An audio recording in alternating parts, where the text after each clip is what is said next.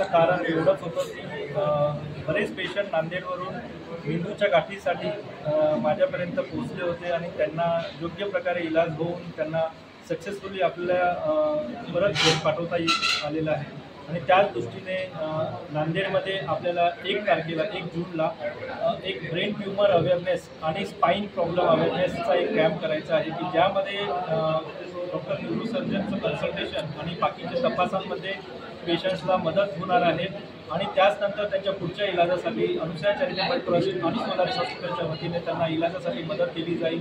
जर त्यांचं काही ब्रेन ट्यूमरचं ऑपरेशन असेल तर त्याच्यासाठीही त्यांना गायडन्स दिला जाईल।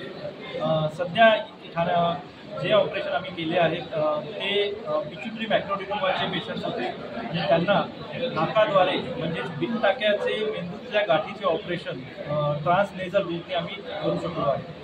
आणि याच्यामध्ये कॉम्प्युटर गायडेड असिस्टन्स म्हणजेच न्यूरो नॅव्हिगेशन सिस्टीम की ज्यामध्ये आम्ही पेशंटचे ऑपरेशनच्या आधीचे MRI कॉम्प्युटरमध्ये अपलोड करून त्याचबरोबर हे ऑपरेशन कॉम्प्युटरच्या गायडन्समध्ये आणि दुर्बिणीने केले जाते की ज्यामुळे पेशंटला मेंदूचे ऑपरेशन करताना कुठेही कवटीला न करता नाकाद्वारे ऑपरेशन केले जाते आणि त्यानंतर त्यांची दृष्टीही जी गेली असते ती दृष्टीही आपल्याला इम्प्रूव्ह करता येते। त्यामुळे ह्या टेक्नॉलॉजीचा जास्तीत जास्त फायदा नांदेडकरांना व्हावा हीच अपेक्षा घेऊन आलेलो आहे। साधारणतः किती 6 ते 7 लाखापर्यंत होत असतो, पण याच्यामध्ये मी जसं म्हणलो की अनुसया चॅरिटेबल ट्रस्ट आणि मुख्यमंत्री निधी याद्वारे पेशंटला प्रत्येक जागेवरती जसं तपास आहे किंवा त्यांना ऑपरेशन आहे त्याच्यामध्ये मदत केली जाईल। महात्मा फुले आरोग्य योजनेमध्ये समावेश आहे का? नाही, अजूनही मेंदूच्या ऑपरेशनचे अजून महात्मा फुलेमध्ये आमच्या हॉस्पिटलला अजून ती सोय झालेली नाही आहे, तर त्याच्यामध्ये आपण मदत करू शकत नाही। शिबिर किती तारखेला आहे? शिबिर 1